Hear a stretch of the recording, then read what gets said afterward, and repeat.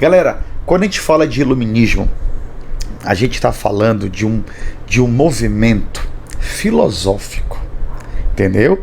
É um movimento filosófico que vai influenciar várias áreas.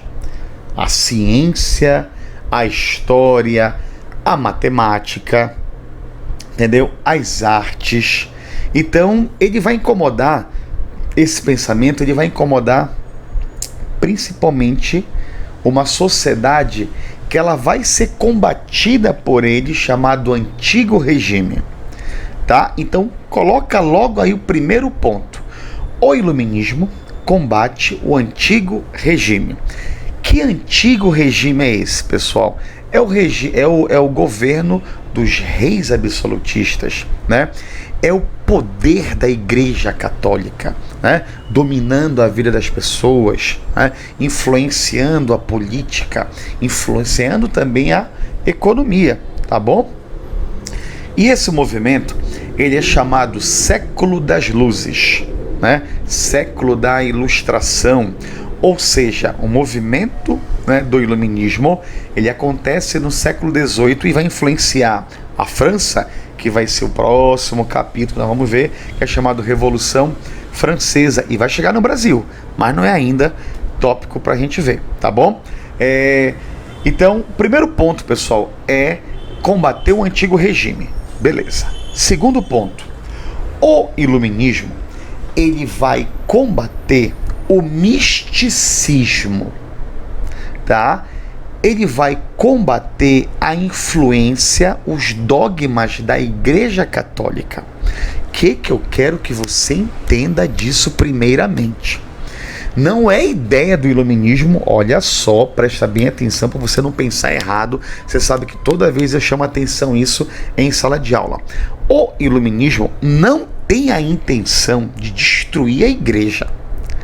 Entendeu? Eles querem que agora tudo seja explicado pela razão, pela ciência. Que eles dizem que a visão religiosa da igreja, né, é uma coisa obscura, evita que a sociedade, né, entre em um grande progresso. Daí o nome iluminismo, né? Eles são as luzes na escuridão. Conseguiu entender? Tá? Então, por isso que eles batem de frente com os dogmas, as regras da Igreja Católica. Por que ela tem que explicar o poder do rei? Por que ela tem que dizer o que tem que ser lido? Lembra que lá na Idade Média a igreja perseguia as pessoas que tinham uma visão diferente, livros que eram proibidos de cientistas, ou, por exemplo, de livros de quem era protestante? Então, eles combatem, não é, esse poder da igreja, ok? Outro ponto, o rei absolutista, não é? Galera, esse período, o Estado, quando você fala rei absolutista, o rei controla a economia, ele controla a política, ele controla tudo. Por isso que há uma união entre igreja e Estado. A igreja justifica o poder divino do rei. O rei é rei porque Deus quer. Vocês já viram isso, que foram dois pensadores absolutistas, né? O Jean Bodin e o Jacques Rousseau, que disseram, não, olha, o rei é rei porque Deus quer. Porque o rei tem 3 poderes, né, gente? Quando a gente fala do rei absolutista, ele tem um poder, né, legislativo, né, executivo, judiciário. Então ele pode criar lei, ele pode aprovar a lei e colocar em prática. Vocês lembram quando a gente falou do rei Henrique VIII? O rei Henrique VIII criou a própria igreja dele, a igreja anglicana, porque o Papa Clemente não quis anular o casamento dele com a Catarina de Aragão. Entendeu? Então o rei Henrique VIII criou a própria igreja anglicana que existe até hoje na Inglaterra. Quem é o líder da igreja? É o rei, tá? Então o iluminismo combate esse tipo de rei autoritário, absoluto, esse déspota, né? O absolutismo também ele controla a economia. Isso é chamado, gente, intervenção do Estado na economia, né? E o iluminismo ele vai combater isso. Mas aí você pode estar pensando assim, peraí, professor, então quer dizer que esse movimento filosófico ele vai atacar várias áreas da sociedade? Sim, você vai ter vários pensadores que eles vão pegar a ideia do iluminismo, mas eles vão se especializar em algumas áreas. Por exemplo, Eu vou começar primeiro aqui, eu vou começar pela enciclopédia, porque a enciclopédia ela diz o que é o iluminismo, né? Por exemplo, a enciclopédia que ela foi feita, não é, por dois amigos, Diderot e o D'Alembert. Qual era a ideia deles, pessoal? Reunir os conhecimentos científicos, a leitura, não é? Quer dizer, vamos reunir aqui conhecimento de história, geografia, descobertas científicas. E muitos desses artigos foram colocados em um livro, a enciclopédia. Então, ou seja, para você, né, ter o conhecimento científico. Essas ideias, o iluminismo, ele era muito discutido aonde? Em salões, né? Em salões franceses, né? Falar sobre ciência, falar sobre medicina, falar sobre história, né? Ou seja, a ideia de você propagar o conhecimento. E a enciclopédia era um desses, que é do Diderot e do D'Alembert, ok? Vamos pegar aí John Locke, né? John Locke, ele é muito famoso, gente. John Locke é muito legal da gente estudar, né? Eu vou falar do John Locke junto com o Rousseau, tá? Que é outro filósofo iluminista, tá? E relembrar o Thomas Hobbes que eu falei ainda há pouco. Lembrando que o Thomas Hobbes, ele é absolutista. Mas por que eu estou colocando os três? Hobbes, Locke e o Rousseau. Porque eles têm a ideia de ser contratualistas, né? Como assim? Bora relembrar o Thomas Hobbes, que eu falei bem rapidinho, não é? Que ele é um teórico que justifica o poder do rei, né? O Thomas Hobbes diz que o ser humano no estado natural... Gente, o que é o estado natural? Né? Lembre, o que é estado natural? Não é o homem das cavernas, né? Porque esses pensadores, tanto absolutistas quanto iluministas, eles querem pensar a sociedade. Como é que o ser humano vai se reunir em sociedade? Como é que ele vai deixar leis, né, guiarem ele, controlarem ele? Como é que o ser humano deixa, não é, instituições criarem? Como é que o ser humano aceita a sociedade? Então eles colocaram o estado natural, né? E o que é legal que o Hobbes, ele detona, o Thomas Hobbes, ele detona o ser humano. Ele fala assim: o homem é o lobo do homem, o homem é um animal, né? O homem não consegue viver em sociedade. Por isso, há a necessidade de alguém sábio, há a necessidade de alguém inteligente, e esse alguém seria quem? O rei, para o Hobbes. Então, o rei é aquela pessoa sábia, que ele vai criar, no caso, um Estado, não é? Tanto é que o livro do Thomas Hobbes, qual é? Leviatã. Leviatã é aquela figura mítica, grandiosa. Não é à toa que a figura do Hobbes, não é? Quando você olha o livro da Leviatã, é aquele rei gigantesco, não é? É o rei gigantesco com cetro, com uma espada, o cetro, o poder religioso, a espada, o poder militar, não é? Ele surgindo no meio do povo. Mas notem que quando você olha para o corpo, no caso do Thomas Hobbes, do rei, você percebe que o rei, não é, está sendo formado pelo povo, ou seja, o rei tem que governar para o povo. Daí a ideia do contrato, entendeu? Lembrou? O Thomas Hobbes é um contratualista que defende o absolutismo. Agora, bora falar de dois contratualistas que defendem o iluminismo. O John Locke, ele defende a liberdade de expressão. Pronto. E o John Locke, ele vai também ter aquela ideia, não é, de vamos analisar o ser humano. Como é o ser humano no meio natural, né? Então, para o Locke, o homem não é nem bom e nem mau. Ele pode tender a um dos dois lados. Olha que interessante. Então, o ser humano no meio natural para o John Locke, ele deve tender para os dois lados. Não é tão negativo como é o Hobbes, que é absolutista. Então, Locke vai dizer o seguinte: existem 3 direitos naturais do ser humano, né? O direito à vida, olha aí, o direito à vida, o direito à liberdade de expressão, e o direito à propriedade privada. Pessoal, praticamente todos os filósofos iluministas defendem a propriedade privada. Por quê, professor? Tem um que não defende? Tem um que não defende, que é o Rousseau, tá? Então, o que o John Locke fala? Para garantir esses direitos naturais do ser humano, direito à vida, direito à liberdade de expressão, direito à propriedade privada, para o John Locke, o Estado tem que garantir esses direitos. Então, o Estado faz um contrato com o povo. Ninguém tem o direito de tirar a vida de ninguém. Ninguém tem o direito de calar alguém. Tem liberdade de expressão, né? E todos têm direito à propriedade privada, porque são leis naturais, são leis minhas que o Estado tem que garantir. Daí a ideia do contrato, ok? Legal essa teoria, né? E aí nós temos o Rousseau. Rousseau é polêmico, né?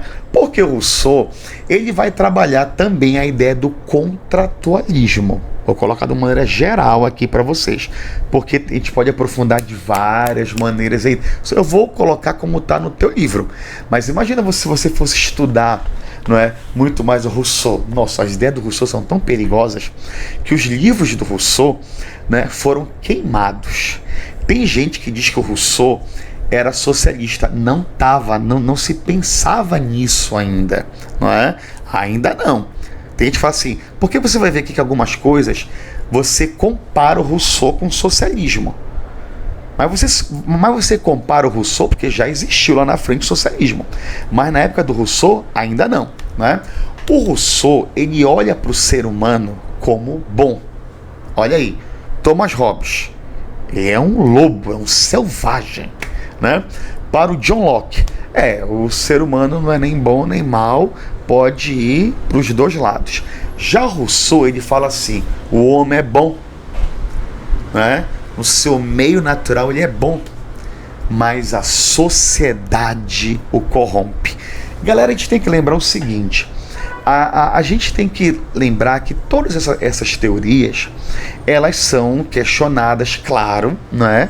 É a teoria deles, a gente está colocando aqui a teoria deles, né? Então, por exemplo, o Rousseau diz que o homem, ele sofre influências do meio. Eu já falei para vocês, né, que se você for discutir isso com outras pessoas, com um psicólogo, for com outras pessoas que estudam o comportamento humano, eles vão dizer que isso depende, né? Porque o ser humano nasce no meio que é de maldade que ele vai ser mal. Não é porque o ser humano nasce no meio que haja bondade que ele vai ser bom, né? Mas a gente está olhando a ideia do Rousseau, né? Então, Rousseau diz que o ser humano, né, no seu meio natural, antes de conhecer a sociedade, ele é uma pessoa boa. Quando ele entra em contato com a sociedade, ele começa a ter vícios da sociedade, mentiras, né? Ele começa a ver a desigualdade. Então, é por isso que o ser humano, por isso que o Rousseau diz que o grande problema da desigualdade é a propriedade privada. Olha como ele contrapõe o Locke e praticamente todos os outros iluministas, né? O Rousseau diz, né, que quando um ser humano cercou um pedaço de terra e disse que era dele e achou pessoas que concordassem que aquele pedaço de terra era dele e não de todos, aí nasce a desigualdade, né? Então o Rousseau vai defender que o Estado tem que garantir os direitos, não é? Ao povo, entendeu? Tem que garantir direito à educação. Gente, por isso que vários livros do Rousseau foram queimados, ok? Tá? Vamos para o próximo, Voltaire. O Voltaire é aquele que foi muito criticado, principalmente pela igreja. Porque o Voltaire, ele é um grande defensor da razão. Gente, todos eles defendem a razão como progresso, viu? Todos eles. Isso é interessante. Todos eles defendem a ideia da razão, né?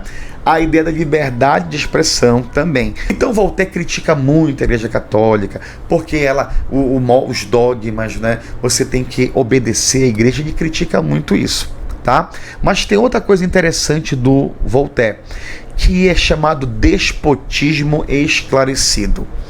O Voltaire, ele dá tipo uma dica para o rei, né? O que é um déspota? De onde vem despotismo? Anota aí. Vem da palavra déspota, autoritário, não é? E o que é um déspota esclarecido? É aquele rei, para o Voltaire, que para ele ter um governo moderno, adaptar o iluminismo ao seu governo. Daí a ideia do despotismo esclarecido, daí a ideia de rei filósofos. É claro que isso não vai dar certo.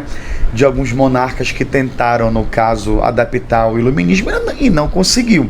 Por quê? Como é que eu vou, no caso, adaptar um movimento, um pensamento, se aquele pensamento é contra o meu governo absolutista? Outro, Adam Smith, se você quiser falar, não é? Que o ponto-chave do Adam Smith, lembrando, pessoal, que também ele é um iluminista voltado principalmente para a economia. Então, o Adam Smith também defende a propriedade privada, ele defende também, no caso, a razão, mas ele tem uma parte que simboliza muito ele, que é chamado liberalismo econômico. Você sabe que eu falei para vocês no início da nossa videoaula, nessa nossa revisão da salvação, que o absolutismo, ele controla a economia, é o mercantilismo ali, não é? Mercantilismo, você tem escravidão, você tem o monopólio, não é? Ou seja, a colônia só pode vender para sua metrópole, né? A colônia não pode ter liberdade de comércio. Então, para o Adam Smith, né, essa intervenção do Estado, esse mercantilismo, ele é um atraso para o desenvolvimento da economia. O Adam Smith, ele não criou, pessoal, o capitalismo, mas ele potencializou com essa ideia. O Adam Smith, ele defende, não é? Tem um livro muito bacana dele chamado As Riquezas da Nação, né? Que nesse livro ele bate de frente com os fisiocratas. Os fisiocratas, que eles falam que a riqueza de uma nação vem da natureza. A natureza, não é? Ela faz com que aquele país se desenvolva. Mas o Adam Smith, ele tem uma outra ideia e que ela é muito interessante. Ele fala que não é a natureza. O que, não é, favorece o capitalismo, o que favorece a economia é o trabalho humano. Então, o que gera a economia é o trabalho humano. Quando você fala que só, como os fisiocratas, que só é a riqueza, e os países que não têm uma riqueza em abundância têm que recorrer a outros, daí que vai ter aquela ideia das colônias, não é? Para poder extrair matérias-primas de outros lugares, porque no seu local não tem mais, não é? Então Adam Smith defende o quê? Não é? O trabalho humano, a força humana. E aí ele fala que o próprio comércio, a própria economia, ela se regulamenta. O Adam Smith tem a ideia da oferta e da procura. Se eu tenho um consumidor para aquele meu produto, a ideia qual é desse produto? Aumentar.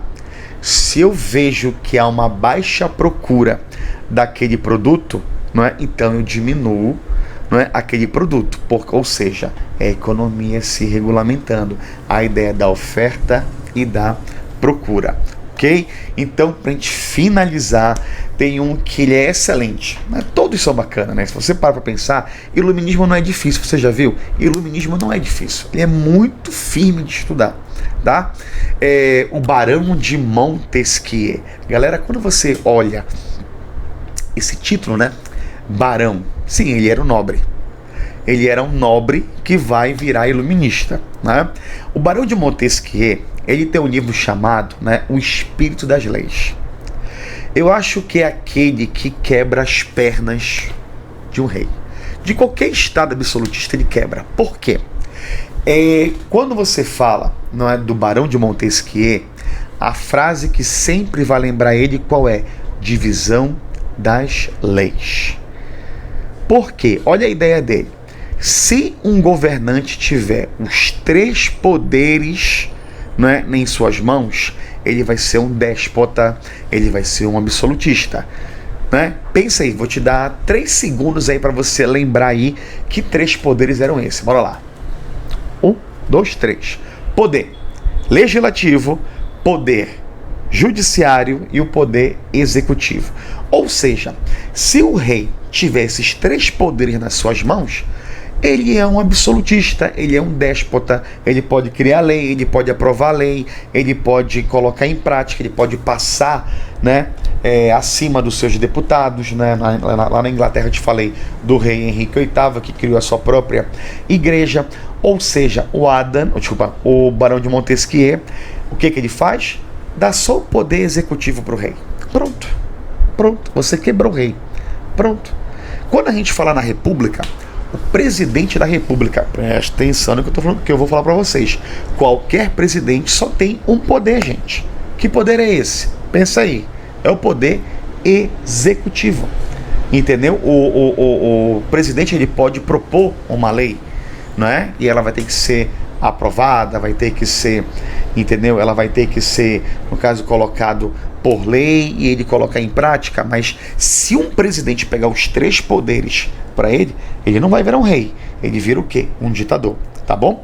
Então o Barão de Montesquieu, ele defende o quê? A ideia da divisão dos 3 poderes, porque você enfraquece, gente, qualquer rei absolutista.